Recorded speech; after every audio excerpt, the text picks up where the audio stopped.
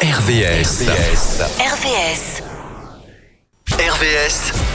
Le MAG.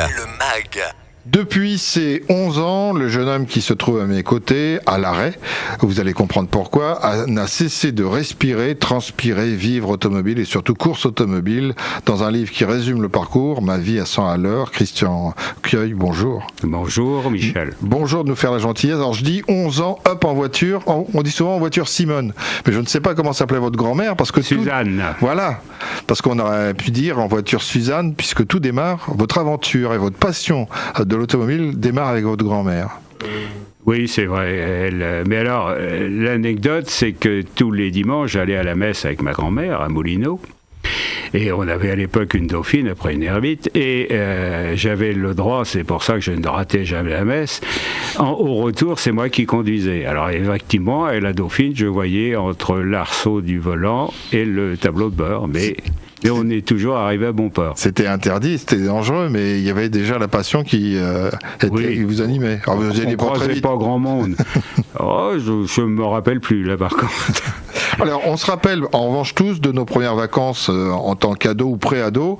Et vous, ça passera par Villers-sur-Mer en mobilette, et déjà avec un premier rallye que vous faites en mobilette. Oui, avec un bon copain, et qu'on a gagné, d'ailleurs.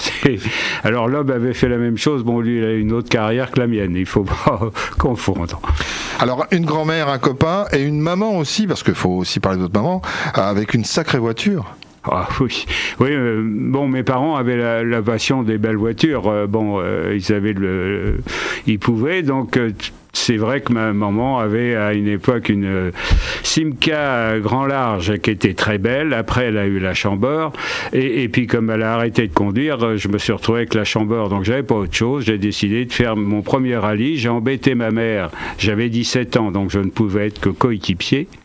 Et donc, on s'est retrouvé à Orléans. Moi, j'ai pris le train avec une valise et des anti-brouillards dans la valise. Et puis, on a fait le rallye où on s'est perdu, malgré que j'étais le coéquipier. Et on a abandonné. Mais c'était mon premier départ avec ma mère, qui m'a filé sa voiture après. Et vous êtes fidèle parce que vos coéquipiers, vous les gardez longtemps. Oui, alors, je les garde longtemps et surtout, comme j'ai quand même relativement couru beaucoup, c'est pas toujours simple que le coéquipier se libère, donc effectivement j'ai eu pas mal de coéquipiers quand même. Mais c'est vrai qu'on a gardé des fidélités parce que c'est toute une ambiance, c'est plus que de l'amitié, c'est que ça soit un homme ou une femme d'ailleurs, faut bien comprendre. J'ai toujours aimé les femmes parce que j'ai toujours trouvé qu'elles allaient toujours un peu plus loin que les hommes. Au niveau sérieux, parce que coéquipier, c'est un sacré boulot. Hein. Moi, je l'ai fait. J'ai eu le plaisir de faire le Tour de Corse avec Jean-Luc Terrier, et c'est quelque chose. Mais sinon, ils ont tout le boulot. Ils ont les notes à prendre la nuit. Quand nous, on dort, ils recopient les notes, et après, ils les vérifient avec nous pour être sûr qu'il n'y a pas d'erreur. Parce qu'une erreur n'est pas... Vous êtes en train de me dire que le plus simple, c'est de piloter. Oui, sans doute. Alors, on va en arriver à votre palmarès, mais comment on passe de cette passion que vous aviez vissée au corps, à travers vos familles, votre famille, vos amis proches, comment on passe à la fois dans l'atelier, mais aussi derrière le volant, parce que on peut avoir une passion et ne pas la traduire comme pour vous, c'est toute une vie. Oui, moi c'est une vie complète. C'est comme ça d'ailleurs que j'ai fait le bouquin, parce qu'il y avait de quoi alimenter. Il faut une volonté de faire. Hein. Bon, si on l'a après, on essaye de suivre. Quand on n'a pas trop de sous, faut quand même s'occuper de la mécanique. Mais j'ai eu beaucoup de chance aussi. Et Pio disait d'ailleurs que pour être un bon rallyman, il faut avoir de la chance, mais ça c'est très vrai. Et j'ai eu quelques personnes, par exemple Victor, qui s'appelait Victor Kuklajewski, qui était garagiste, qui m'a pris sous son aile, qui m'a fait des moteurs d'enfer. Et après, j'ai réussi, comme j'avais une Gordini qui marchait le feu de Dieu, j'ai réussi à faire des performances. J'ai aidé un ami proche, Jean-Pierre Rouget, qui est un excellent pilote et qui a eu, moi je dis toujours, il a fait les plus beaux rallyes, aussi bien en pilote qu'en coéquipier, et il a eu les plus belles voitures. Et qui un jour m'appelle en me disant, écoute, tu vas aller chercher ma Porsche à Lausanne, elle est prête pour faire le Raid Jeanne d'Arc et tu vas le gagner. Carrément. Moi, j'étais un peu inquiet, mais lui, pas du tout. Et effectivement, j'ai gagné mon premier rallye grâce à lui. Et puis après, c'est Alpine, qui m'a pris un petit peu sous son aile. Alors on va y revenir, parce que j'aime bien citer certaines marques qui font souvenir, parfois qui font sourire. La Simca-1000, vous avez commencé par une Simca-1000 qui était copilotée par Pierre de Mazure, si je dis pas de bêtises. Qui était pilotée, parce que il faut savoir que moi j'ai donc démarré à 17 ans, en 65, et donc je ne pouvais pas conduire parce que j'avais pas le permis, et pour être copilote, il fallait avoir le permis. Donc c'est Pierre qui conduisait la Simca-1000, effectivement, et alors, chose assez étonnante, on habitait le même patelin à Moulineau. Lui en bas, sur la route de la Bouille, et moi en haut, pour aller à Robert-le-Diable. Et on a fait quelques rallyes ensemble, et puis ça marchait pas mal. Puis après, il m'a engagé au rallye de Saint-Cloud en 65.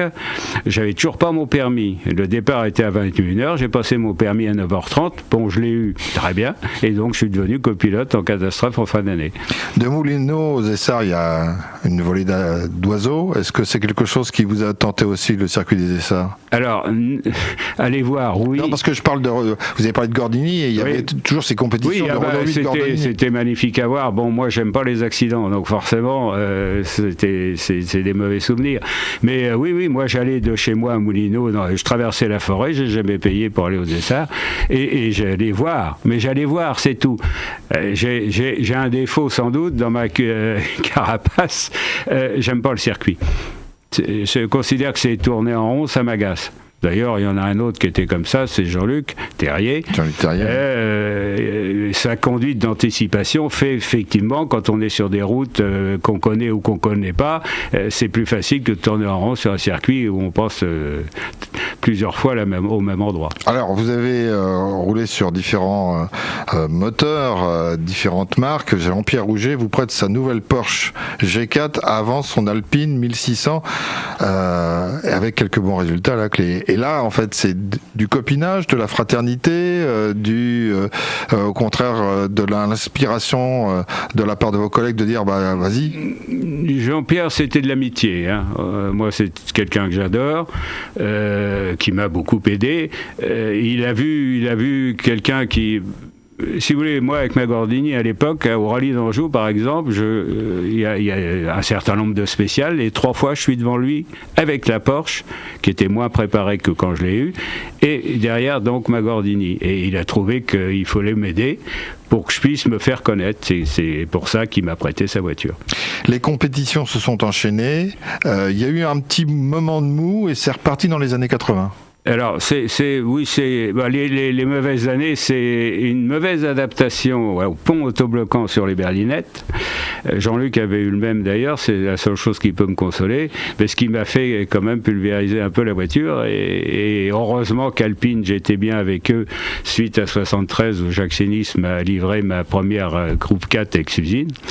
Il y avait le chef d'atelier du service course que j'ai appelé en disant écoute, je suis embêté, j'ai plus d'auto et j'ai plus de sous. Donc il m'a trouvé une épave qu'un de mes concurrents avait ratiboisée à pas cher, et ça m'a permis de reconstruire, et d'où le fait de faire de la mécanique, parce que ça avec mon mécano, on a refait la voiture, Michel Rousseau, parce qu'il faut le citer, et on est reparti comme en 14. Mais j'ai eu un moment de flou, parce que 75, j'avais pas mon pilotage habituel. C'est revenu en 76. Alors, même après votre carrière de pilote professionnel, vous êtes resté très impliqué en participant régulièrement à des rassemblements, des célébrations du sport automobile historique, notamment autour de la marque Alpine. Oui, disons qu'en plus Alpine avait quand même son petit précaré avec les anciens, l'association des anciens d'Alpine. C'était un peu fermé, très très fermé.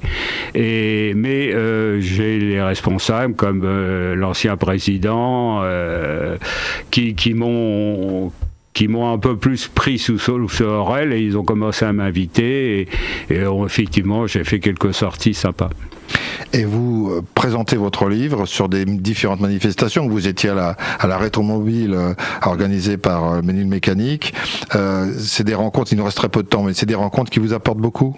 Je ne parle pas financièrement, je parle de l'échange. Oui, je retrouve des copains. J'ai même retrouvé à Beauce quelqu'un qui m'avait appris à faire du vélo quand j'avais 3 ans, au garage de mon père, parce que mon père a eu des garages. Ça s'appelle Une vie à 100 à l'heure. C'est le titre de votre ouvrage. Non, c'est pas comme ça? Non, c'est Passion Rallye. Ah bon, bah écoutez, je l'avais mis à 100 à l'heure, moi. Passion Rallye. Mais c'est bien écrit de Christian Cueil. Et c'est à retrouver dans toutes les bonnes librairies. Merci Christian.